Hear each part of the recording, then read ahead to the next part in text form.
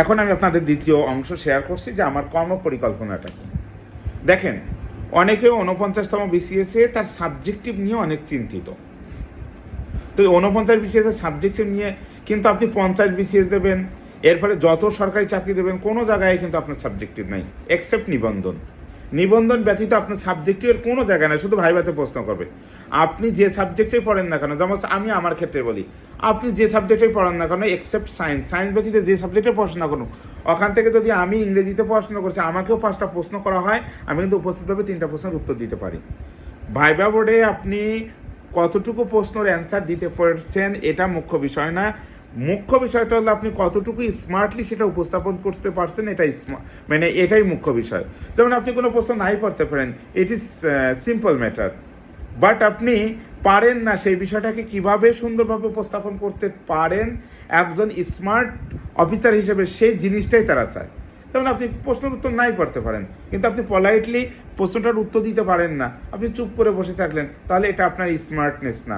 আপনার স্মার্টনেসটা কি, যে এক্সট্রিমলি সরি স্যার, এই মুহূর্তে আমি প্রশ্নটার উত্তর দিতে পারতেছি না, বা সরি স্যার আমার এই প্রশ্নের উত্তরটা জানা নেই। এই যে এই জিনিসটা আপনি পারলে যতটুকু তিনারা খুশি হবেন, না পারলে তার থেকে বেশি খুশি হবেন। সো আপনার কৌশলী হতে হবে, টেকনিক হতে হবে, এবং আপনার স্মার্টনেস আনতে হবে। তাহলে শুধু পড়াশুনোই করবেন, করার মাধ্যমে আপনি চাকরি নেবেন, বিষয়টা তো তা না কিন্তু। অর্থাৎ স্মার্টলি পরিশ্রম করবেন, স্মার্টলি প্রিপারেশন নেবেন, দেন দেখবেন সেটা আপনার জন্য ফ্রুটফুল হবে।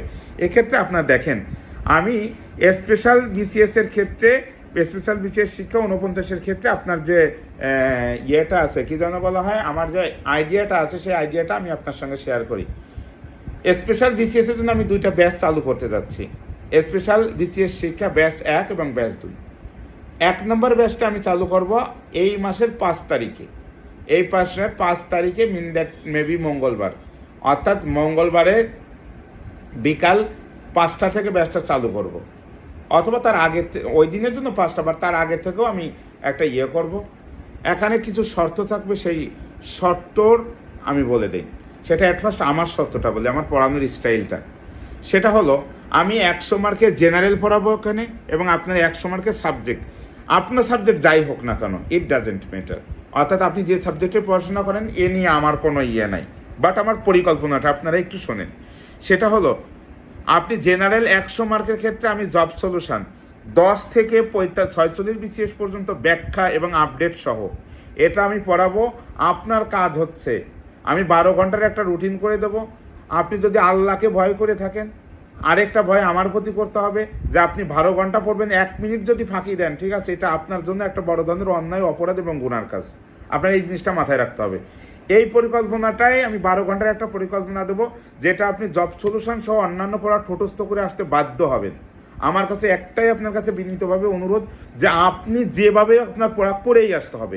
এই কমিটমেন্টে যদি আপনি নিজেকে কমিটমেন্ট করতে পারেন, বাদ বাকি দায়িত্ব আমি নেব, আপনার চাকরি নিশ্চিত হবে। কিন্তু ভাই আপনি ঠিক আছে নেবেন না, তাহলে আমার সঙ্গে আপনার কোনো ধরনের কমিউনিকেশন থাকার দরকার নেই।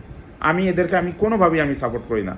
আমার একটা স্বপ্ন, আপনি চাকরি পাইলে আপনি যতটা আনন্দ পান না, তার থেকে 3 গুণ আমি বেশি আনন্দ পাই, এবং ওই রাত্রে আমার সবচেয়ে ভালো ঘুম হয়, যে আমি আপনাদের জন্য করতে পারছি, এবং একজন লোকের বেকারত্বের যে অভিশাপ, সেখান থেকে সে নিজেকে মানে পরিত্রাণ করতে পেরেছে। এটা আমার কাছে খুব মানে ভালো লাগে।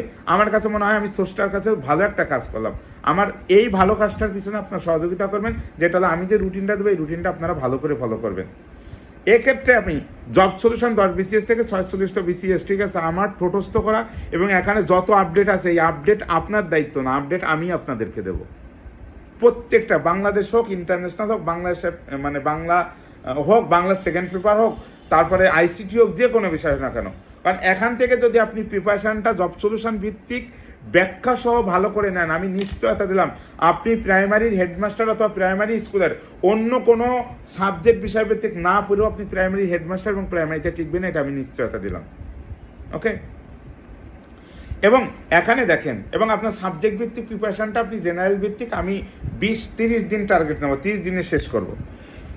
আমি পড়া দিব, আমি পড়াটা আদায় করে নেবো, এবং আমি কিন্তু বুঝাইও দেবো। আমার যত কষ্ট হোক, আমি এটা নিতে পারবো। আমার যত কষ্ট হোক আমি এটা নিতে পারবো, কিন্তু আমার সঙ্গে আপনাকে কষ্ট করতে হবে, আমার কষ্টের প্রতিদান আপনাকে দিতে হবে, সেটা শুধু অর্থ দিয়ে নয়, সেটা হলে আপনি একটা চাকরি পাবেন সেটা দিয়ে। ওকে, যদিও এটাও 5 মিনিটের বেশি হয়ে গেছে, আর এই কথার মধ্যে তো আর আমি লুকোচুরি খেলছি না। সো আমি তৃতীয় ভিডিওতে যাচ্ছি, তৃতীয় পোর্শনে, ঠিক আছে, আপনি আবার কিছু তথ্য পাবেন।